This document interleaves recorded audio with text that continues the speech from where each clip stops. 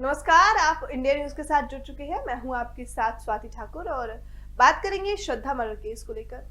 कई सारे सवाल सामने आ रहे हैं कि क्या फांसी के फंदे से बच जाएगा आफ्ताब। देखिए, कई सारे सवाल हैं कि आफ्ताब ने कत्ल के सुराग आखिर किस तरह मिला, किस तरह वो सुराग मिला है। पुलिस को क्या कोई ठोस सबूत मिला है आफ्ताब को लेकर? क्या आफ्ताब ठोस सबूत ना होने पर बच सकता है? उसका गुनाह आखिर किस तरह से साबित किया जाएगा? ऐसे कई सारे तमाम सवालों के घेरे में घिरा हुआ है श्रद्धा मर्डर केस।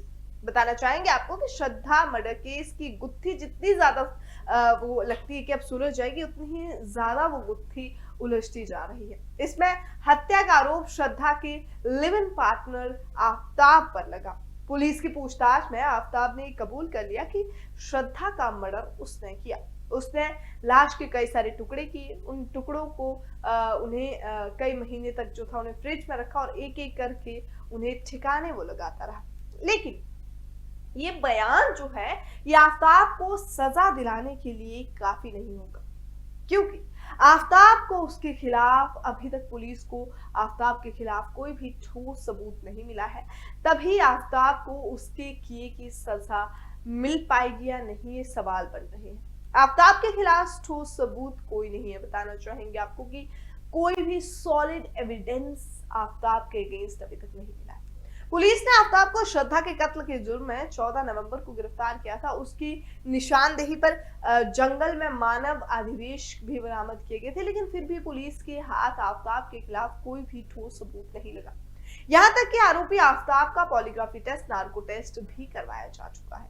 चलिए थोड़ा सा समझते हैं कि आखिर क्या क्या ठोस सबूत, क्या क्या सॉलिड एविडेंस हो सकते हैं। श्रद्धा के शरीर के हिस्से, वो हथियार जिससे श्रद्धा के शरीर के 35 टुकड़े हुए, घर में किसी तरह के श्रद्धा के खून के धब्बे, ऐसे कपड़े जिन पर खून का निशान हो, इन सब पर श्रद्धा के खून के डीएनए से उसके परिवार का डीएनए मैच होना जरूरी है। जंगल से मिले अवशेष में डीएनए मैच भी पुख्ता सबूत बन सकता है। अब सवाल ये है कि आफ्ताब को सजा कैसे मिलेगी।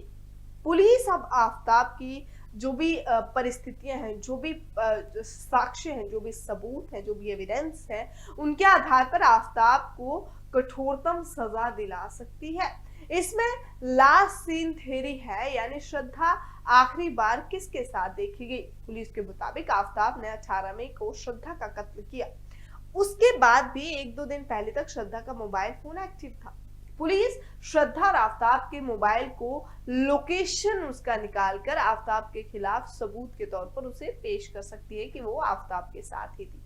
18 मई के बाद श्रद्धा किसी को नहीं दिखी। फिर भी उसका इंस्टाग्राम और उसका फेसबुक जैसे सोशल मीडिया अकाउंट्स चल ही रहे थे। इन सब अकाउंट्स को कौन कर रहा था, ये सवाल है, क्योंकि श्रद्धा का जो मोबाइल था वो अपराधी के पास होना चाहिए था।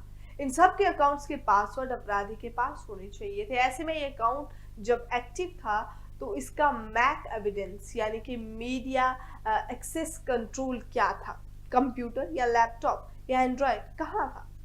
आपको बता दें कि आईपी लोकेशन कह रही है कि आफ्ताब के अपने मोबाइल की लोकेशन कहाँ की थी। इन सबको मैच करना भी बहुत ही ज्यादा जरूरी है।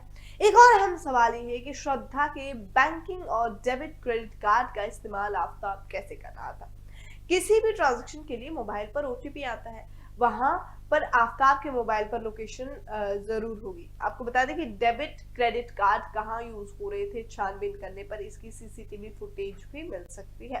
आफ्ताब के मुताबिक उसने श्रद्धा के खून के धब्बों को मिटाने के लिए घर और फ्रिज की सफाई की। इसके लिए उसने जो भी केमिकल जो था वो यूज किया, और जो उसका मोबाइल था, मोबाइल पर जो भी सर्च किया उसने इस केमिकल को ढूंढने के लिए, कंप्यूटर या फोन पर जहां पर भी, उसने वो कहां से खरीदा, उस दुकानदार का भी स्टेटमेंट लिया जा सकता है। आफ्ताब के गूगल सर्च रिकॉर्ड के बतौर सबूत इस्तेमाल किया जा सकता है। साथ ही साथ देखिए, आफ्ताब ने श्रद्धा के शरीर के टुकड़े करने के लिए जिस हथियार को खरीदा, उसे बेचने वाले दुकानदार का स्टेटमेंट बहुत मायने रख सकता है।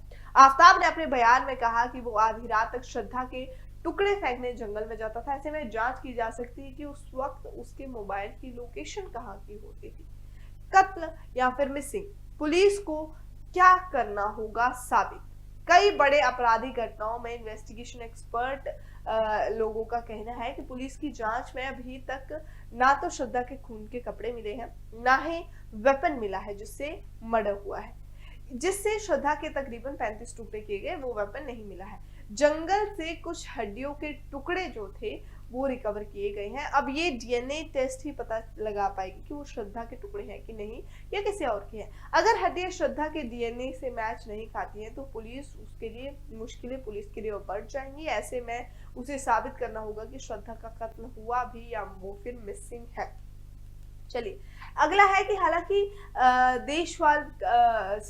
देशवासियों का ये बहुत सारे सवाल, बहुत सारे उनके सवाल सामने आ रहे हैं और जो एक्सपर्ट्स हैं उनका ये भी कहना है कि जंगल में मिली हड्डियों का एक भी टुकड़ा श्रद्धा के पिता के डीएनए से मैच कर गया तो आफ्ताब सीधे फांसी के तख्त तक पहुंच सकता है।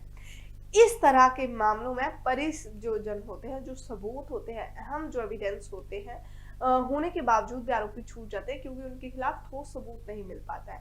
देखिए, याद अगर थोड़ा सा हम करें आरुषि तलवार केस को, तो आरुषि तलवार केस की ही मिसाल अगर ली जाए, उसमें जो बहुत सी चीजें आईने की तरह साफ थी, जैसे कि कत्ल कहाँ हुआ, घर में कौन कौन लोग थे, या यहाँ तक कि लाशें, वहां से 2 लाशें भी बरामद हुई थी।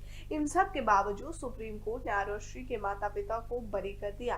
कत्ल किसने किया उसका पता आज तक नहीं चल पाया। आपको बताना चाहें कि एक्सपर्ट्स का मानना है कि श्रद्धा मर्डर केस में फॉरेंसिक एक्सपर्ट के भी कुछ खास उनके द्वारा भी सामने नहीं आया क्योंकि कत्ल के संभवतः सबूतों को मिटाए महीनों गुजर चुके हैं। देखिए, अब सवाल ये है कि जितने हमने आपको जांच बताई, अगर ये जांच पड़ताल हो जाती है तो आफ्ताब फांसी के तख्त तक पहुंच सकता है। अगर ऐसा नहीं हुआ तो सवाल है कि क्या आफ्ताब को फांसी मिल पाएगी। इसी तरह के और खबरों के लिए आप जुड़े रहिए इंडियन न्यूज के साथ।